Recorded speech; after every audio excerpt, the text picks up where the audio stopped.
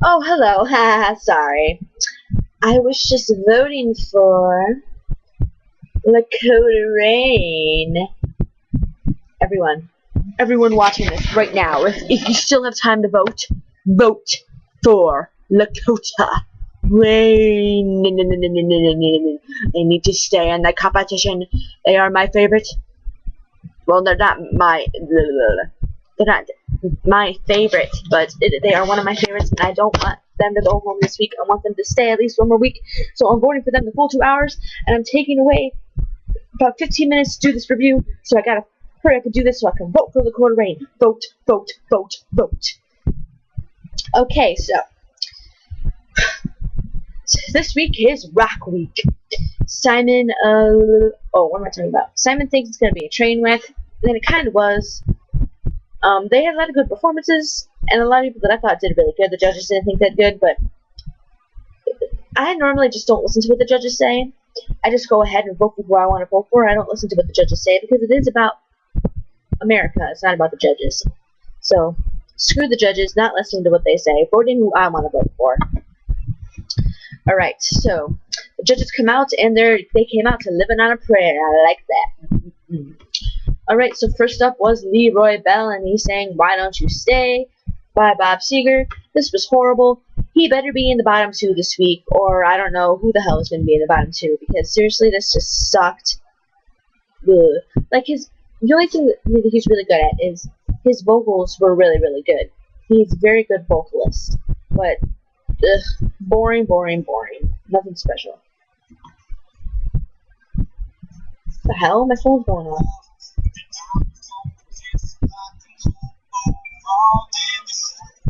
Sorry. It's Scotty McCreery singing on my phone right now. Alright, so after that was Rachel Crow, and she sang I Can't Get No Satisfaction by the Rolling Stones. This was fantastic. Rachel Crow does it again. She's amazing. Love her, love her, love her. This was probably, I think, one of my favorite performances of her fast tempo. Last week of I'd Rather Go Blind was probably my favorite slow tempo. This is definitely my favorite fast tempo. Really, really good. She was really getting into it. I can tell she's growing each and every week, so that's great. Great job, Rachel. You got my vote for this week. Next up was Rene singing No Woman, No Cry by Bob Marley.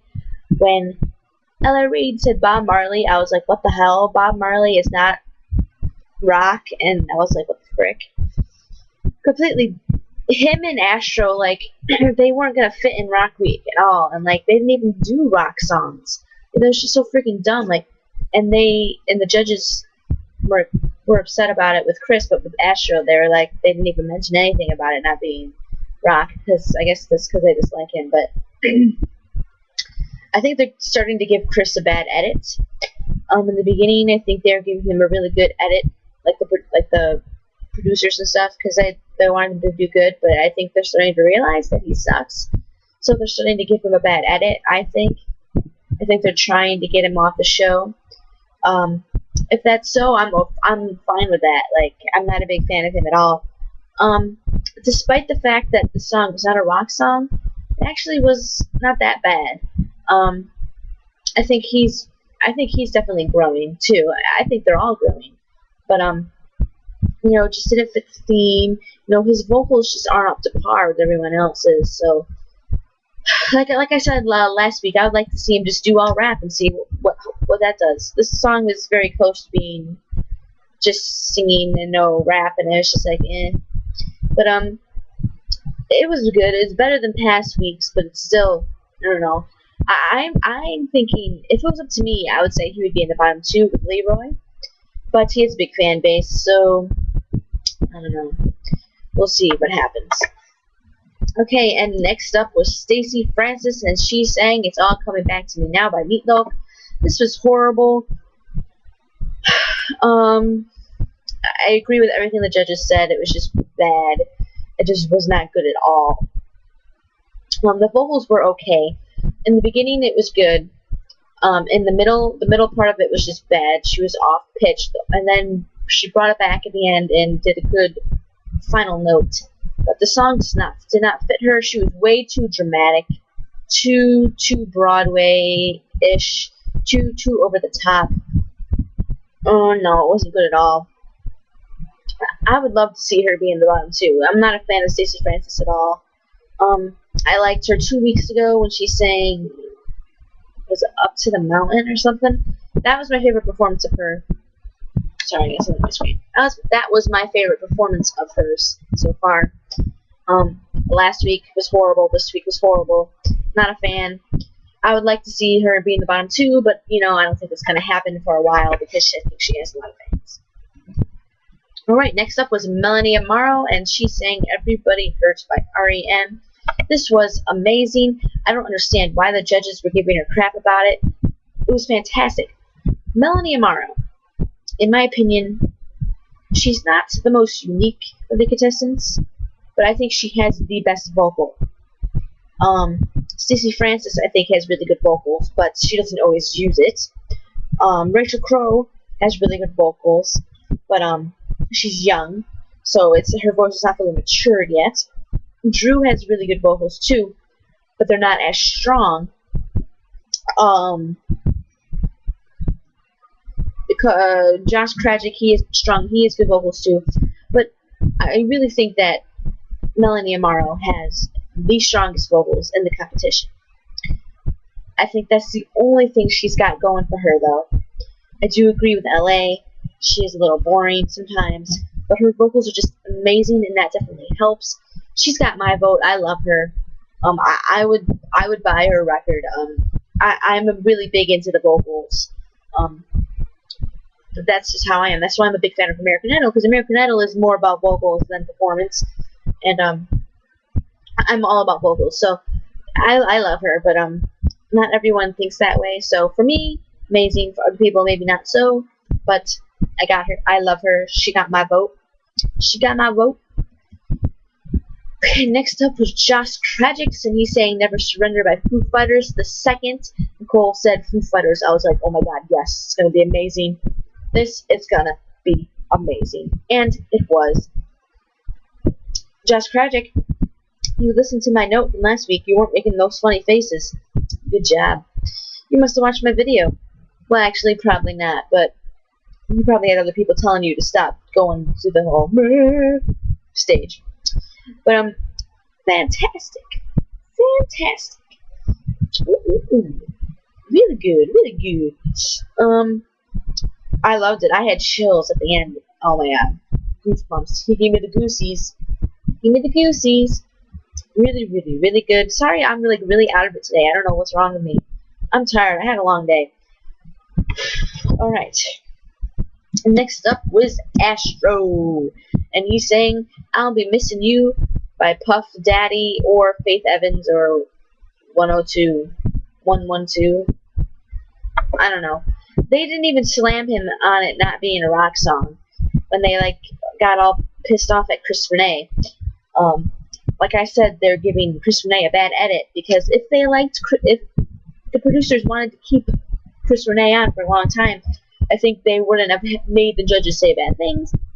They probably were like, yo, Astro's going to be doing a song that's not really rock, but we want him to stay on the show, so give him good feedback.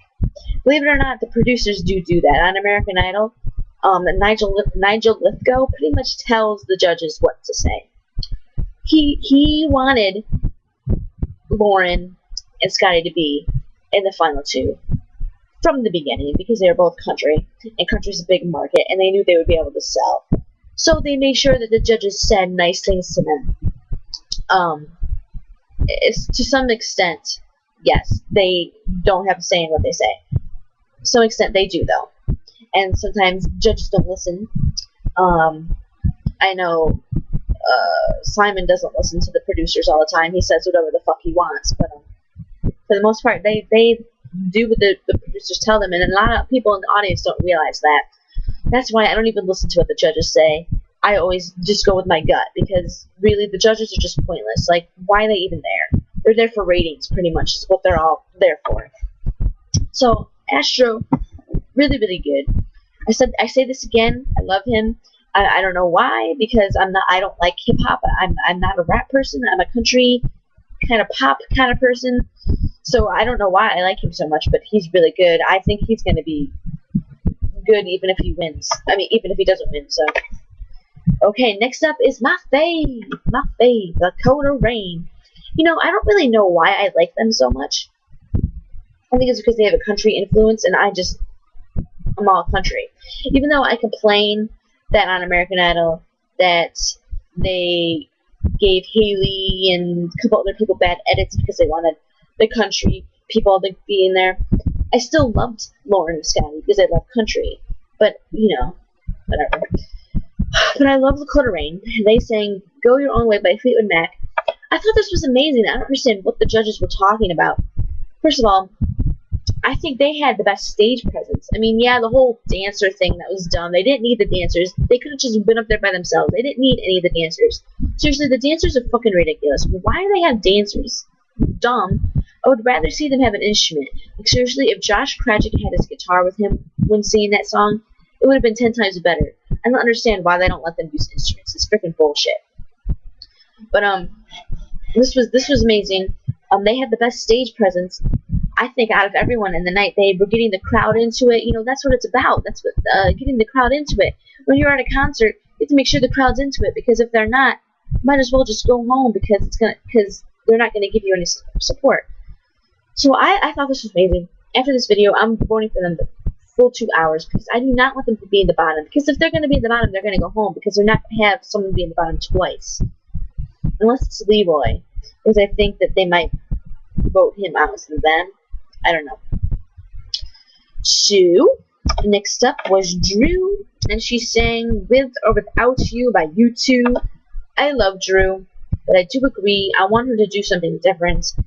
But, you know, she has so many fans, me including, that, you know, I just don't even really care what she does. I just love her so much, and I know she's going to be successful even if she doesn't win. I think she has a very good shot of winning, because her fan base is huge since her audition.